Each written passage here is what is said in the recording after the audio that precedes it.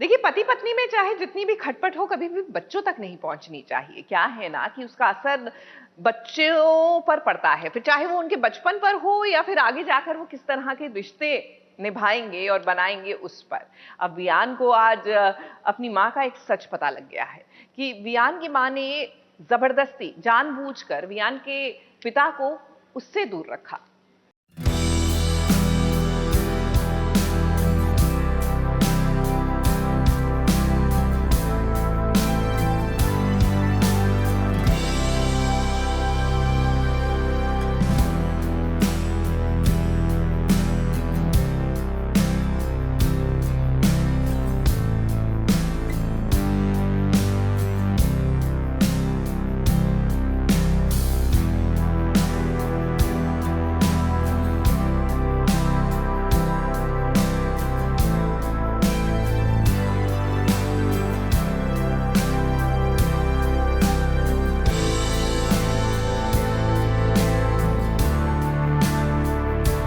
एक सच जो वियान की माँ तेजी ने उससे कितने सालों तक छुपा के रखा, वो सच है उसके पिता का।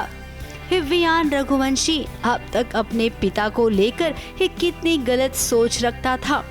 बचपन से लेके अब तक वो केवल अपने पापा के बारे में गलत ही सोचता रहा। उसे लगता था कि उसकी माँ को धोखा दिया है उसके पिता ने। अपने बेटे वियान से उसके पिता बिल्कुल प्यार नहीं करते हैं।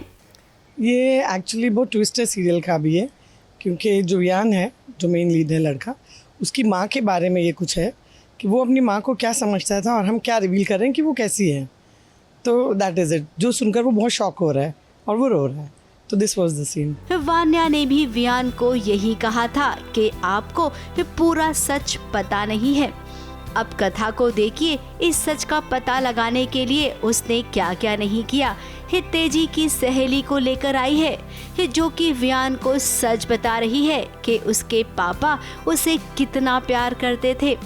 उसे हमेशा खत लिखा करते थे, खिलौने भेजा करते थे, लेकिन वियान की माँ कभी भी वियान तक ये सब चीजें पहुँचने नहीं देती थी, क्योंकि उन्हें डर था कि वियान कहीं उनसे दूर नहीं हो जाए।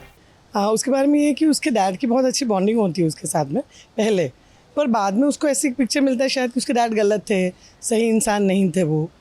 तो उसने एक बचपन में कोई लिस्ट बनाई होती है, विश लिस्ट, जो उसके डैड को उन्होंने मतलब चीज़ें ली हुई होती हैं। अब उसको पता चल रहा है कि उसका डैड बहुत अच्छे इंसान था एक्चुअली, और वो उन्होंने उसको याद रखा था, उसकी विश लिस्ट उनके पास थी, तो इसलिए वो इतना इमोशनल हो रहा है। It's like that.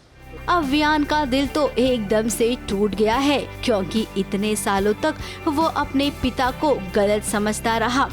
अब जब बातें क्लियर हो गई है, तो क्या वियान अपनी माँ से सवाल पूछेगा या फिर सीमा दत्ता और अपनी बहन को वो अपनाएगा? मुंबई से प्रथमेश शानबाग के साथ एबीपी न्यूज रिपोर्ट।